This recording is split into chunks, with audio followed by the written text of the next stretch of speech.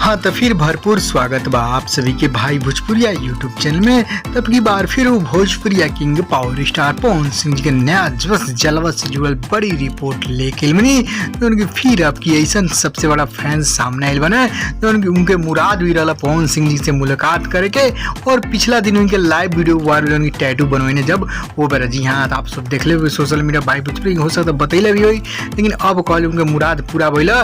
फिर एक ऐतिहासिक रिकॉर्ड बना देना पवन सिंह जी अपना फैन से मिलके। जी हाँ ये फैंस काफी बॉडी बिल्डर बना जो इतना बड़ा फैंस बना कि पवन सिंह जी के टैटू के साथ साथ पवन सिंह जी के नाम पावर स्टार भी लिखवा चुकल बना। जी हाँ और ये नाम में और ये सोशल मीडिया पे इतना ज्यादा वायरल भइल बा 2-3 दिनों पहले से ही।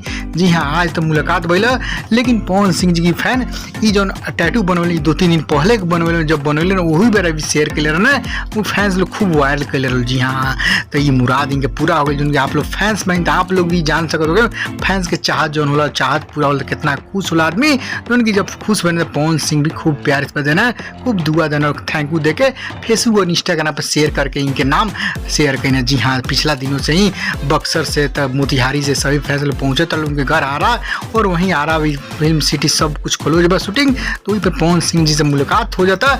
अब बहुत जल्द पवन सिंह मुंबई जाइए तो वहाँ पे बॉलीवुड प्रोजेक्ट के भी काम होकर। जी हाँ आप लोग पिछला रिपोर्ट बतले मैंने देख ले तो देख ली जाके ना देख लो तब पिछला वीडियो में। जी हाँ तो यह नया खबर आप लोग लेकिन ये नाम बाटे आर्यन बाबू। जी हाँ पवन सिंह जी खुद आर्यन बाबू के नाम से शेयर कर बनी बड़ा फैन जो उनकी जिमर हमें उनकी जिम भी करें पवन सिंह के दिलदार फैन बने। जी हाँ तो आप लोग फैंस बने तो आप लोग खबर जरूर पसंद लाइक करें शेयर करें और इस तरह की तरोताज़ा रिपोर्ट पावला भाई भोजपुरिया की जरूर सब्सक्राइब करके घंटी ऑन कर दें याद करके।